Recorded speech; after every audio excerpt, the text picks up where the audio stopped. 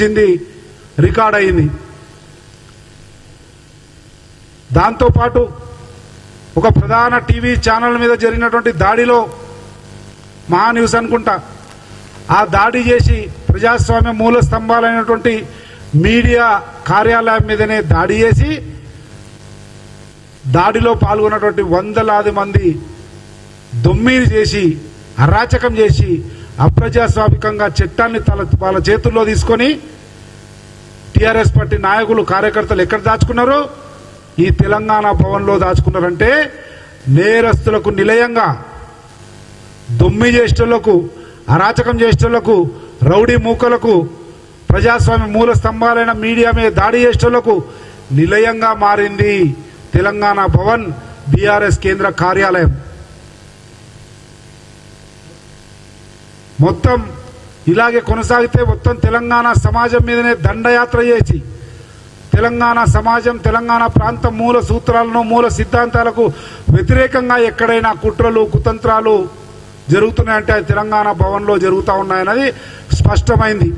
ఈ వారం రోజుల్లో జరుగుతున్నటువంటి సంఘటనలు ఇవైతే గత 10 సంవత్సరాల అధికారంలో ఉండి తీసుకున్నటువంటి అనేక నిర్ణయాలు ఈరోజు చట్ట పరిధిలో తప్పుగా చట్ట పరిధిలో శిక్షార్హులుగా ఎన్క్వైరీలు కొనసాగుతూ ఉన్నాయి. అది ఫోన్ ట్యాపింగ్ కావచ్చు, ఫార్ములా 1 కావచ్చు, ఆ రకంగా అనేకమైనటువంటి అవినీతి అక్రమ చట్ట విరుద్ధ కార్యక్రమాలకు నిలయమైంది.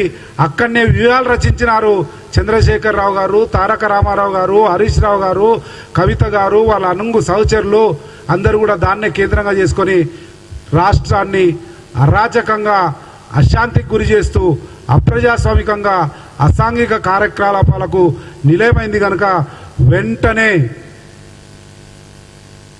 ప్రభుత్వం స్పందించి యుద్ధ ప్రాతిపదికన ఆ మొత్తం బిల్డింగ్ను ఇచ్చినటువంటి స్థలాన్ని అనేక అనుమతులను కానీ రాయితీలను కానీ కూడా మొత్తం వెనక్కి తీసుకొని క్యాన్సిల్ చేసి ప్రభుత్వం స్వాధీనపరచుకోవాల్సిందిగా డిమాండ్ చేస్తూ ఉన్నాం. ఆ రోజు ఇచ్చినాం, కాంగ్రెస్ పార్టీ ఇచ్చింది. అనేక రాయితీలతో రాజకీయ పార్టీలకు ప్రభుత్వ స్థలాన్ని ఇవ్వడము ఆనవాయితీగా ఉంది. ఇన్ని సంవత్సరాలు అధికారంలో ఉన్నటువంటి కాంగ్రెస్ పార్టీ ఈ రాష్ట్రాన్ని ఈ దేశాన్ని పరిపాలించిన పార్టీ మేము కూడా అంత ఖరీదైనటువంటి భూమి తీసుకోలే. కానీ ఆ రోజు తెలంగాణ ఉద్యమం నడుస్తున్న క్రమంలో ఏదో వీళ్ళు సంస్కృతి సాంప్రదాయాలను విస్తరిస్తాం, ఒక రాజకీయ పార్టీ ద్వారా ప్రజలకు చేరువవుతామని చెప్పి అనేక విజ్ఞప్తులు చేస్తే నియమ నిబంధనలకు లోబడి ఇచ్చినాం. కానీ ఏం జరుగుతూ ఉంది? అన్ని నియమ నిబంధనలకు విరుద్ధమైనటువంటి కార్యక్రమాలు జరుగుతూ ఉన్నాయి. అనేక లోపభూయిష్టమైనటువంటి వాళ్ళు అప్లై చేసుకున్న దాంట్లో ఏదైతే రిక్వెస్ట్ పెట్టారో దానికి విరుద్ధంగా జరుగుతూ ఉన్నాయి. కనుకనే వెంటనే స్వాధీనపరచుకోవాలి. దాంతోపాటు ఈ 20 సంవత్సరాల్లో 2 దశాబ్దాలుగా, ఎందుకంటే ఒక బీద పార్టీకో బీద సంస్థకో భూమి కేటాయించినప్పుడు కొన్ని నియమ నిబంధనలు ఉంటాయి. అలినేషన్ అంటారు, అంటే నార్మల్ వాల్యూకు భూమిని కేటాయిస్తారు. రాజకీయ పార్టీకి కానీ ఒక సంస్థకు కానీ ఒక వ్యక్తికి కానీ అలినేషన్ ఒక నామినల్ ప్రైస్తో, లేదంటే అసైన్ చేస్తారు ఫ్రీగా. దానికి కూడా కొన్ని టర్మ్స్ అండ్ కండిషన్స్ ఉంటాయి. అలినేషన్కి కానీ అసైన్మెంట్కి కానీ ఏ టర్మ్స్ కండిషన్స్ ఉన్నా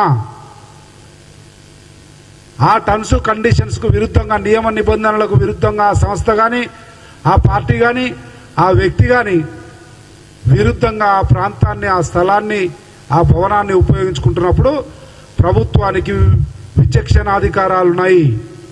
ఆ అధికారాలను ఉపయోగించి స్వాధీనం చేసుకోవాల్సిందిగా కోరుతా ఉన్నాం. అదేవిధంగా ఈ 2 దశాబ్దాల్లో, ఎందుకంటే ఆ రోజు మా దగ్గర ఏమి లేదు, లొటపీస్ గాన్లమో చందాలెత్తి బతుకుతున్నామో పార్టీని నడిపిస్తున్నామో తెలంగాణ సంస్కృతి సాంప్రదాయాలు ప్రజలకు చేరువయ్యే ఒక రాజకీయ పార్టీకి ఇవ్వండి అని ఏమి లేదు, లొటపీసులమని చెప్పి తీసుకున్నారు.